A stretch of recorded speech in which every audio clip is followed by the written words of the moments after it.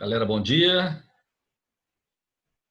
Bom dia, bom dia. Eu resolvi gravar esse vídeo aqui para ajudar você a se preparar para a nossa avaliação, tá?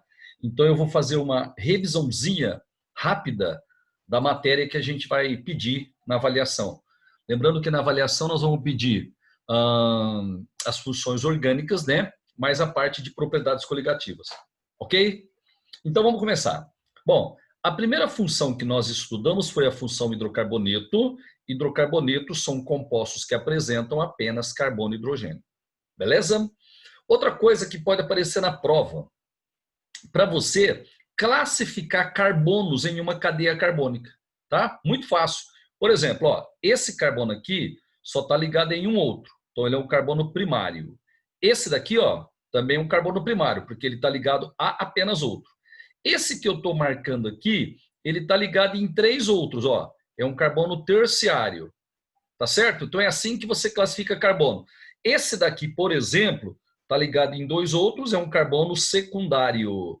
Esse daqui, ó, esse está ligado em três, terciário.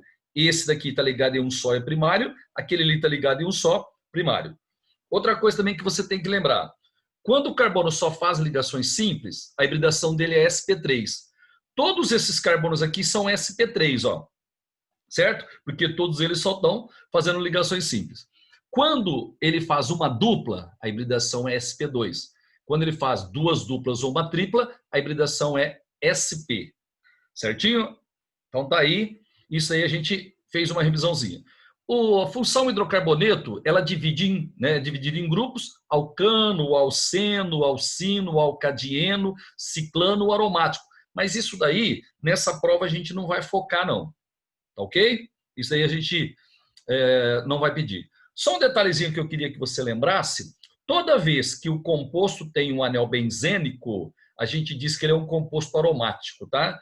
Anel benzênico é a estrutura do benzeno. São 6 átomos de carbono, simples e dupla se alternando. Nós temos ressonância. Ressonância é o movimento de ligações π dentro da estrutura do anel benzênico. Tá certo? A nomenclatura de hidrocarboneto vocês já estudaram, né? Você lembra que quem manda é a insaturação. Por exemplo, ó, a insaturação está mais próximo da ponta esquerda, então a gente começa a numerar da ponta esquerda.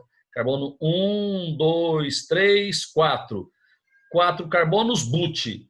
A dupla está entre os carbonos 1 e 2, você sempre usa o menor 1. Dupla a gente coloca em hidrocarboneto O. Beleza?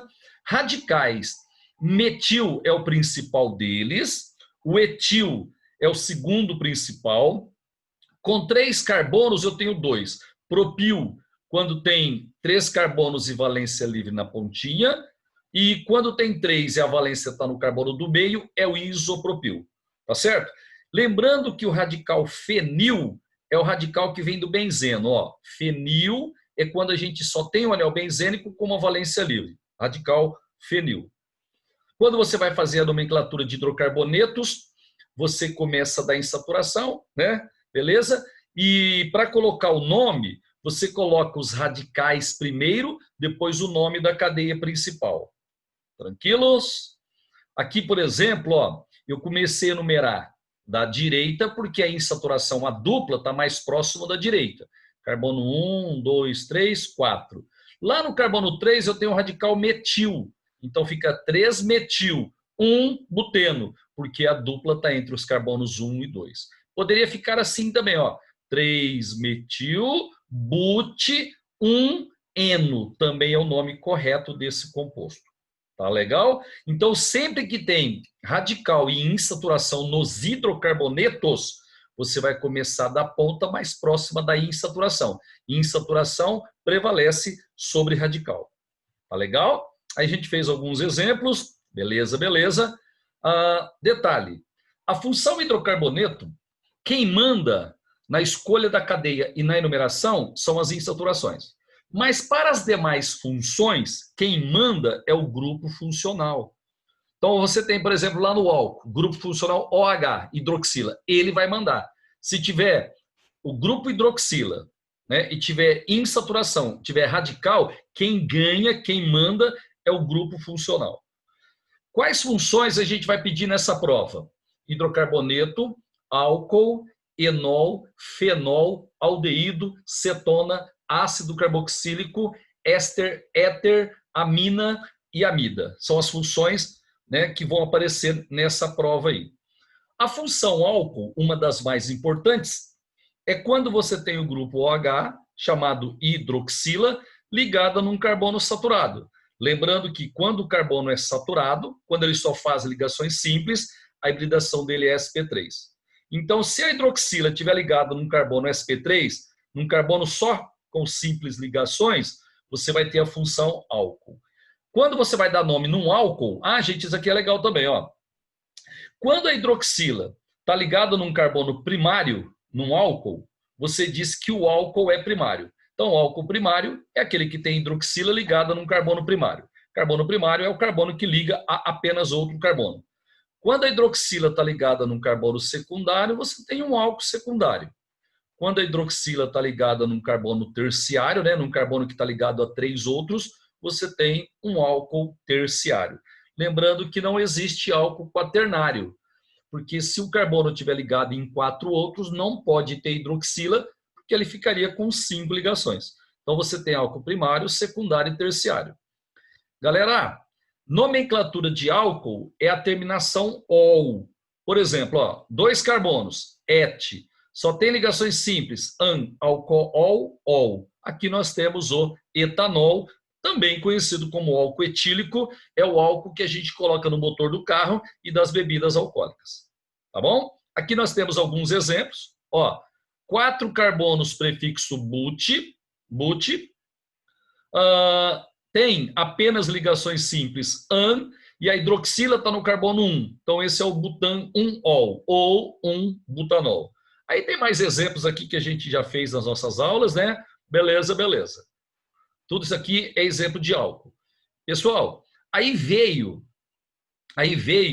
a função, deixa eu dar uma lembradinha aqui com você, isso aqui tudo não tem importância para essa prova.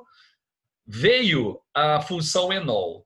Enol é quando nós temos hidroxila ligada num carbono com dupla.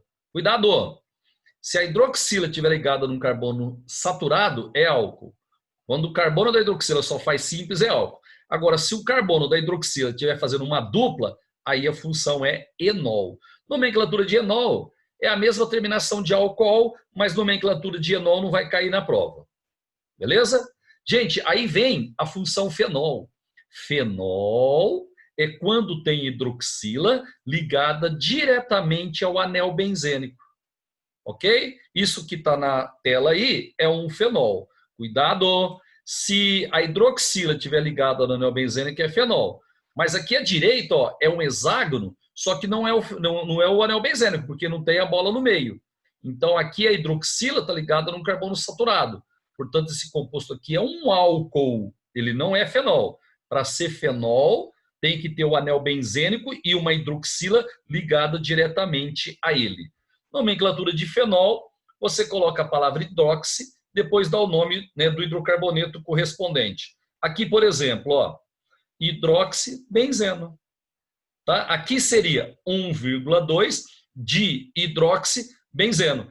Esses nomes aqui, ó, o fenol tem que saber. Quando tem só o anel benzênico e uma hidroxila, é o hidroxibenzeno.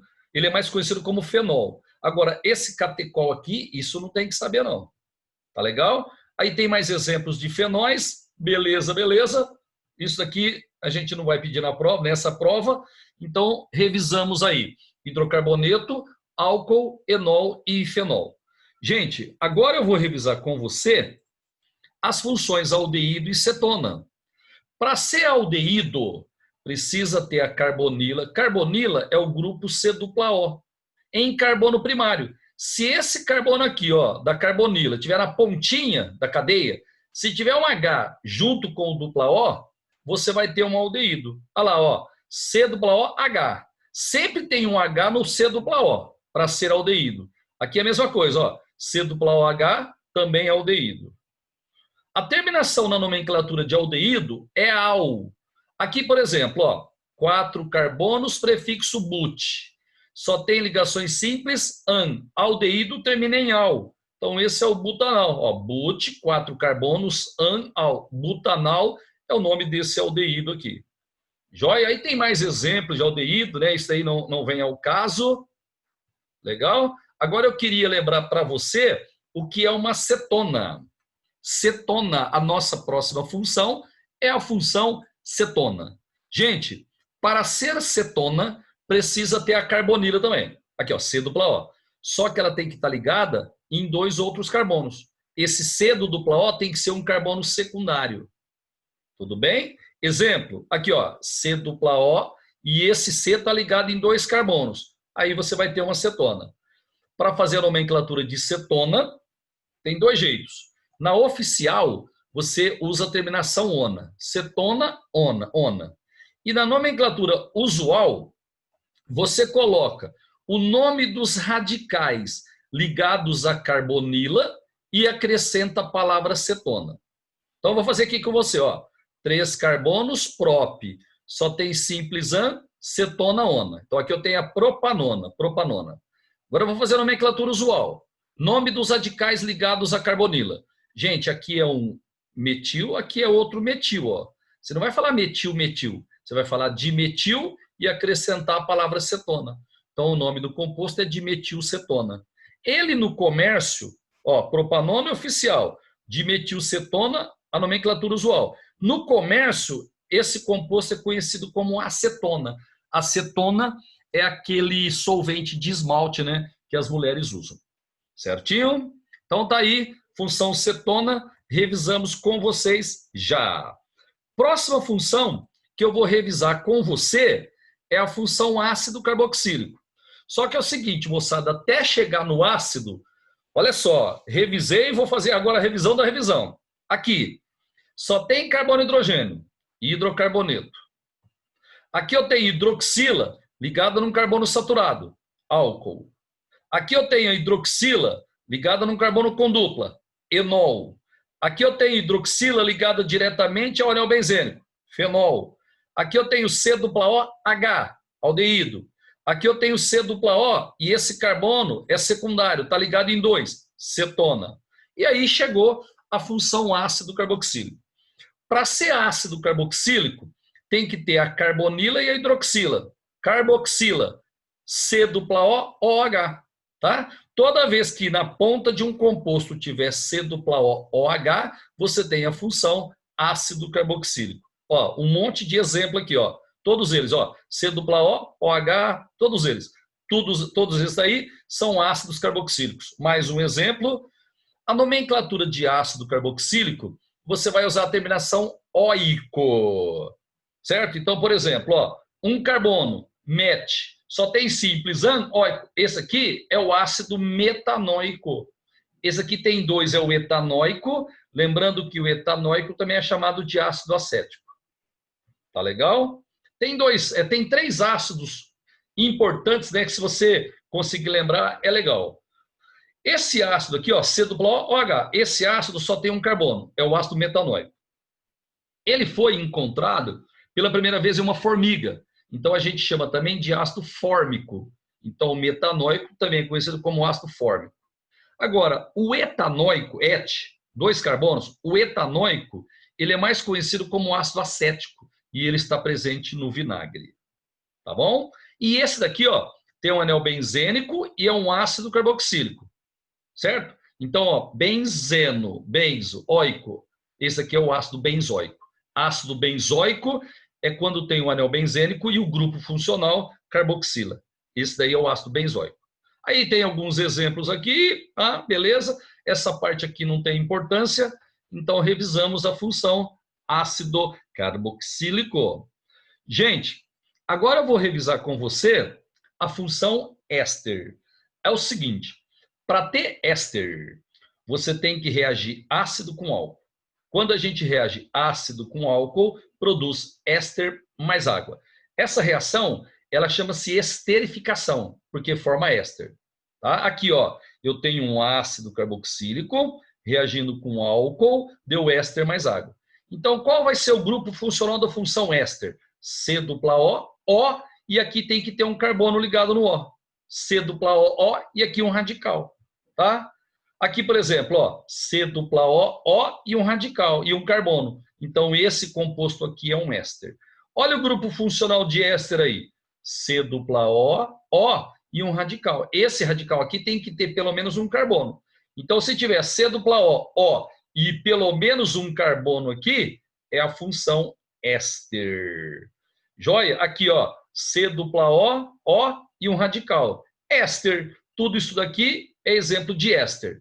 Nomenclatura de éster, eu uso o ato e depois eu dou o nome do radical. Então, aqui, por exemplo, ó, deixa eu pegar o do meio aqui, que é mais importante. Ó, 2 carbonos até chegar no dupla O.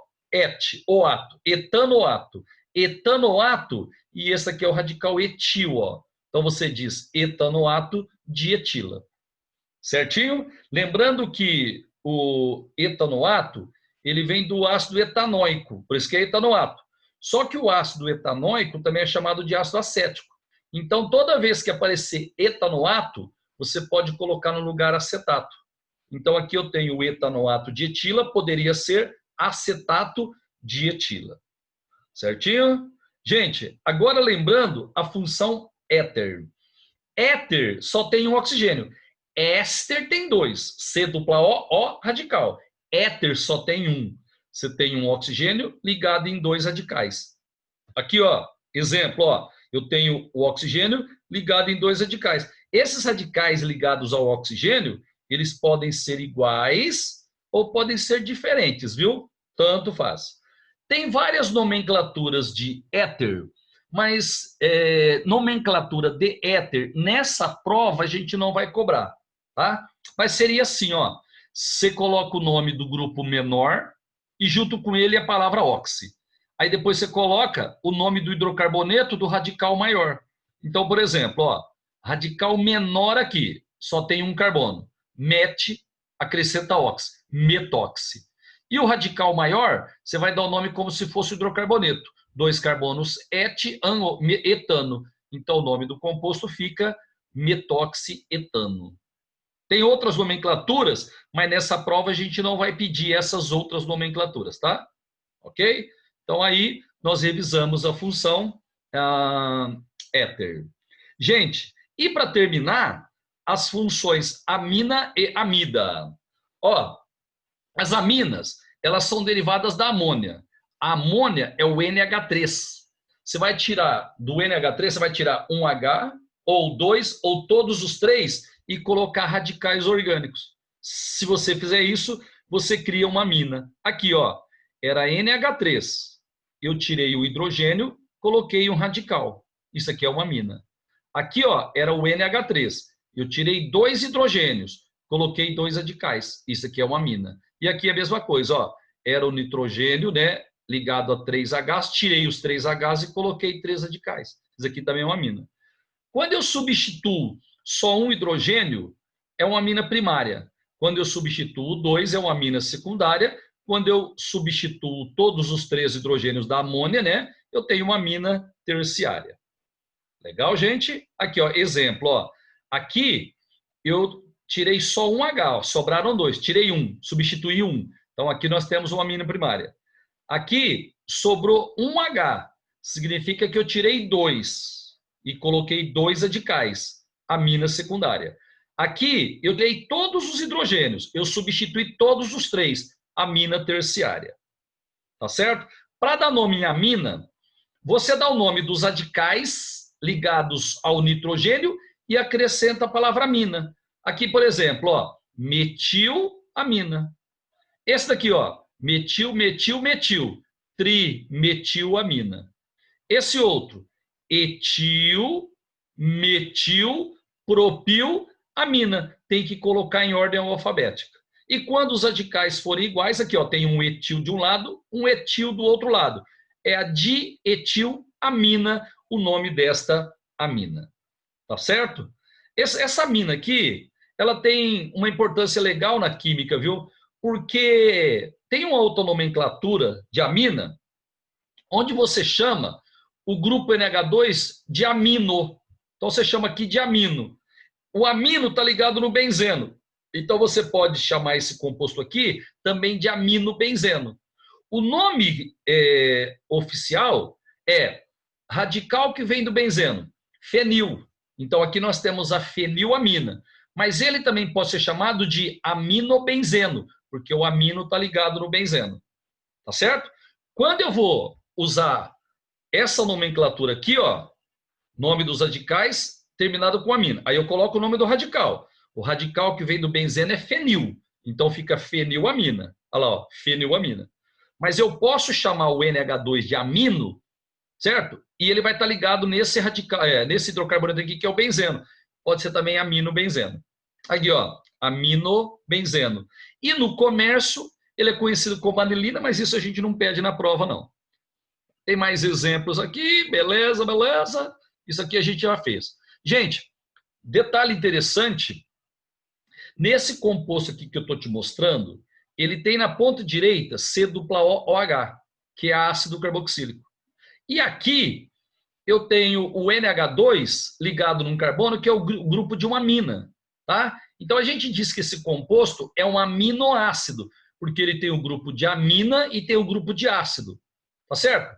As aminas, importante, as aminas têm caráter básico. Repita, as aminas têm caráter básico. Ácido tem caráter ácido, óbvio. Amina tem caráter básico. Se você fizer um aminoácido, você vai ter caráter básico por causa da amina, caráter ácido por causa do ácido.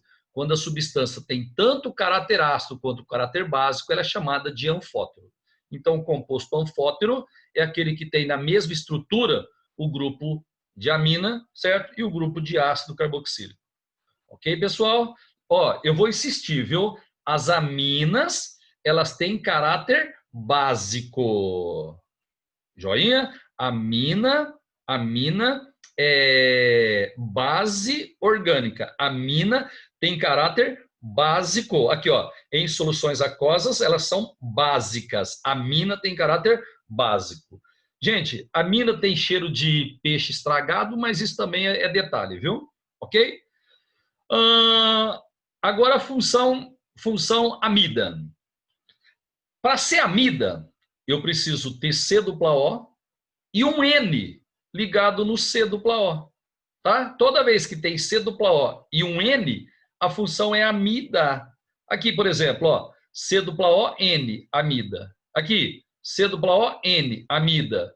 C-O-N. Tudo que está aqui é função amida. Tá certo? Para dar nome em amida, você coloca o nome do hidrocarboneto e termina colocando a palavra amida, mas nessa prova a gente não vai pedir essa nomenclatura, não. Aqui, ó, 2 carbonos et, certo? Etanoamida. Você dá o nome como se fosse hidrocarboneto e termina com a palavra amida. Gente, então, ó, funções que a gente vai pedir: hidrocarboneto, álcool, enol, fenol, aldeído, cetona, ácido carboxílico, éster, éter, amina e amida. São essas funções que caem na prova. Tá certo? Agora, da outra química, vai cair a parte de propriedades coligativas. Então, eu vou fazer uma revisãozinha rapidona aqui com você sobre propriedades coligativas. Gente, as propriedades coligativas, elas só dependem do número de partículas de soluto que você tem na solução.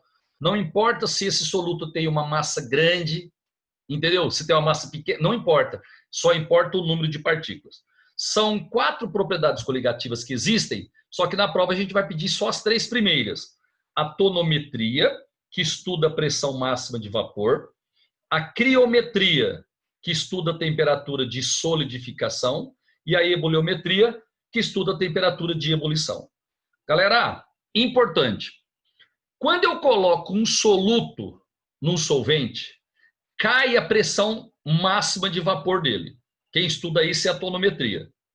Quando eu coloco soluto num solvente, cai a temperatura de solidificação dele. Quem estuda isso é criometria. E quando eu coloco um soluto no solvente, aumenta a temperatura de ebulição dele. Quem estuda isso é a ebuliometria. Tá? Então, de novo, ó, você tem água pura. Ela tem uma pressão de vapor ela tem uma temperatura de solidificação, né, que é 0 graus Celsius, e ela tem uma temperatura de ebulição que é 100 graus Celsius. Se você colocar um sal na água, por exemplo, ou um açúcar, a pressão máxima de vapor vai cair. O soluto ele abaixa a pressão máxima de vapor do líquido. Se você colocar o soluto na água pura, a temperatura de solidificação ela vai cair também. Tá? A água pura ela congela em 0 graus Celsius, quando a pressão externa é 1 atm. Se você colocar um sal, não vai ser mais 0 graus Celsius. Agora vai ser menos 2 graus Celsius, menos 3, menos 5, depende do tanto de sal ou de açúcar que você coloca. Ok? Então, ó, soluções aquosas congela abaixo de 0 graus Celsius. Ok? E quando você coloca um soluto num solvente, aumenta a temperatura de ebulição. A água pura, a 1 atm, ferve a 100 graus Celsius. Se você colocar um sal ou um açúcar, não vai ser mais 100 graus Celsius a temperatura de ebulição. Vai ser acima de 100 graus Celsius. Tá? 102, 103, depende do tanto de sal que você coloca. Tá certo? Gente, pressão de vapor é a pressão que o vapor exerce sobre o líquido. A gente já discutiu isso daí.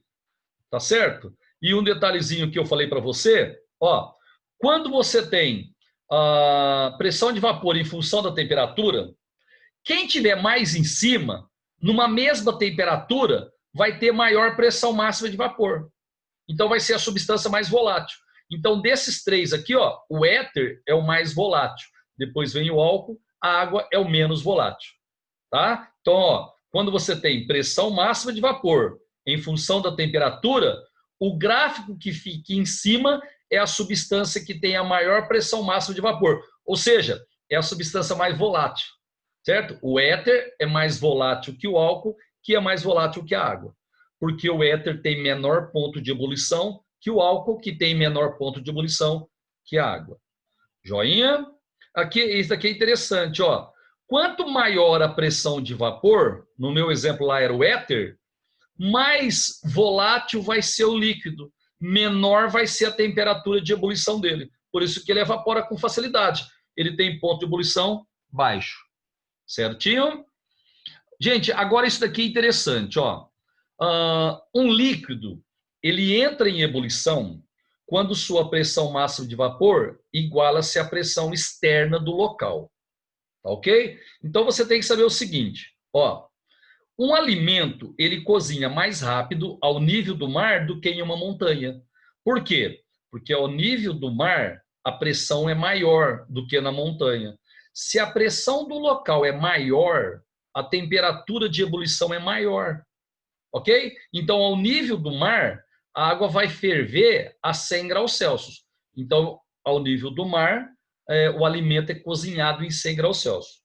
Lá na montanha, eu tenho menor pressão, porque lá em cima tem uma quantidade menor de ar.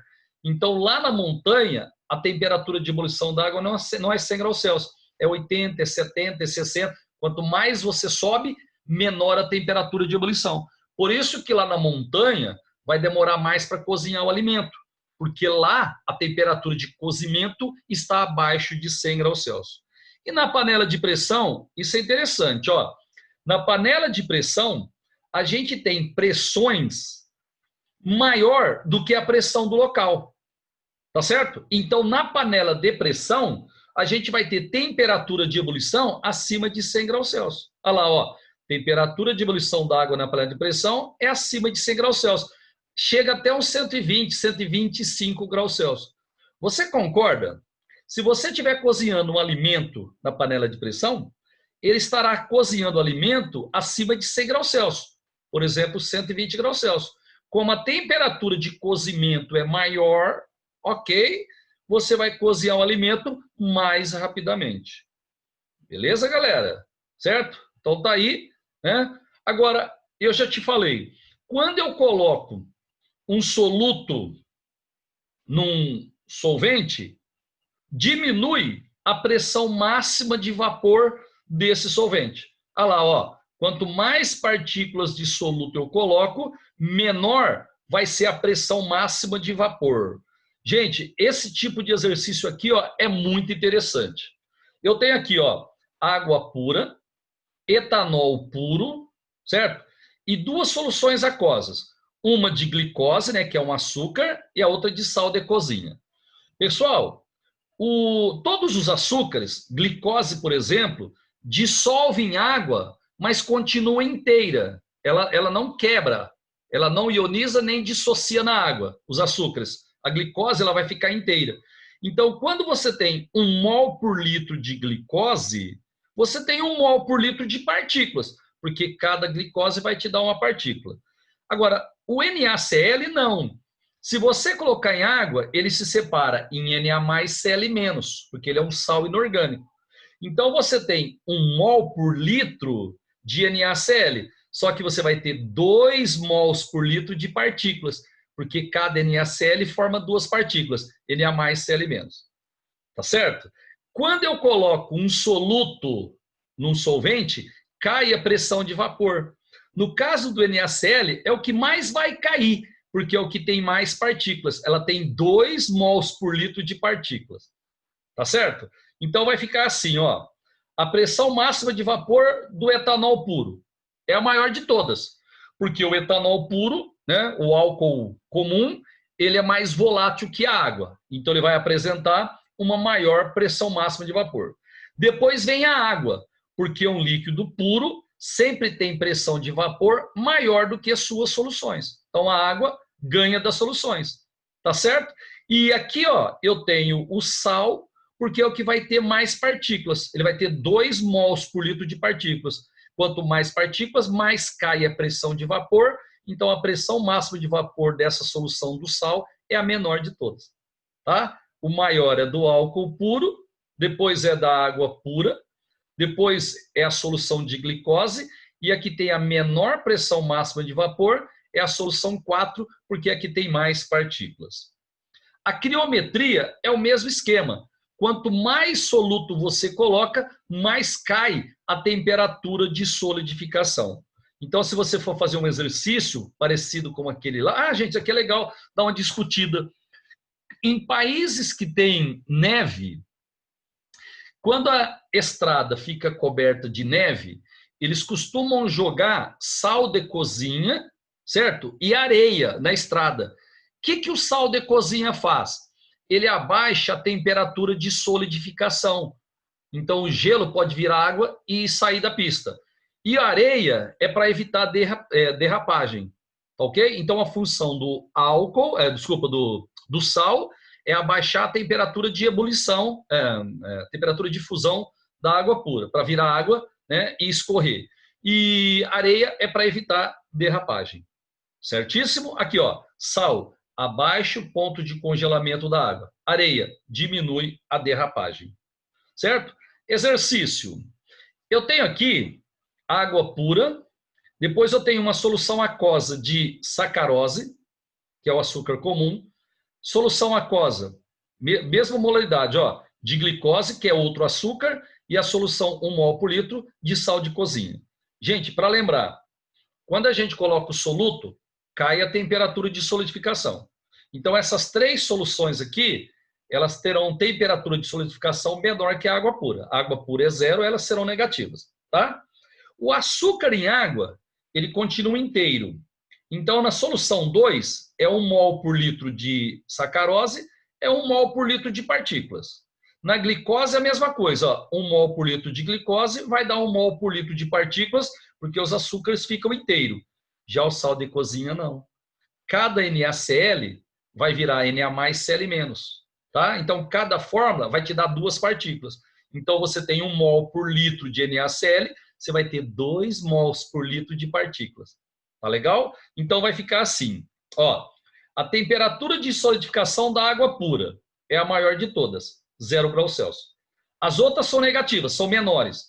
Aí você vai ter o TS2, que é igual ao TS3, porque você tem o mesmo tanto de partículas, certo? Os açúcares em água, eles continuam inteiros. Aí, ó, a temperatura de solidificação da solução 2 e da solução 3 é exatamente a mesma.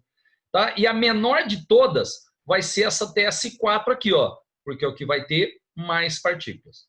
Tá certo? Gente, agora a eboliometria. Quando você coloca um soluto na água, ou num solvente qualquer, a gente fala água, né, porque é o que mais cai. Quando eu coloco um soluto num solvente, na água, por exemplo, cai a pressão de vapor, cai a temperatura de solidificação. Só que a temperatura de ebulição, ela vai aumentar, ela vai subir. Olha lá, ó, estuda o aumento da temperatura de ebulição quando você coloca um soluto no solvente. E é assim, ó, quanto mais partículas de soluto você coloca, maior a temperatura de ebulição. Ok? Gente, aí vamos fazer aquele exercício lá, né, que a gente fez com vocês. Ó, aqui, eu tenho água pura, e aí eu tenho 3 soluções, aquelas 3 mesmas soluções que eu usei no exercício anterior. Só que agora, esses solutos aqui, eles vão aumentar a temperatura de ebulição. Então, a água, que é 100 graus Celsius, vai ser a menor de todas, porque essas soluções aqui, elas estarão acima de 100 graus Celsius. Tá ok? E um detalhe, como a quarta solução é a que vai ter mais partículas, né? Porque o NaCl vai virar Na+Cl-, 2 partículas em cada fórmula, essa da 4 aqui vai ser a maior temperatura de ebulição. Então eu vou ter assim, ó, a temperatura da água pura é a menor de todas. Aí vem a segunda, que é igual à terceira, porque você tem o mesmo tanto de partículas. A maior temperatura vai ser a quarta. Cuidado, hein, ó. Aqui a molaridade é a mesma, só que os açúcares em água eles continuam inteiro. O sal de cozinha vira Na+Cl-. Então, 1 mol por litro de NaCl equivale a 2 mols por litro de partículas. Então, aqui no quarto é onde tem mais partículas, tá ok? É onde você vai ter a maior temperatura de ebulição. Gente, então é o seguinte, ó. Nesse vídeo aqui, a gente fez uma revisão para a prova. A nossa prova ela vai ser às 11 horas da manhã, né? É isso mesmo, 11 horas da manhã. Como a gente teria uma aula às 8 horas, eu vou enviar estou enviando esse vídeo, eu enviei esse vídeo para você fazer a revisão para a prova. Tá ok? Gente, então, um abraço para vocês, né? Boa prova às 11 horas, uma boa prova para todo mundo e a gente se vê, tá? Um abraço, fiquem com Deus. Tchau, tchau.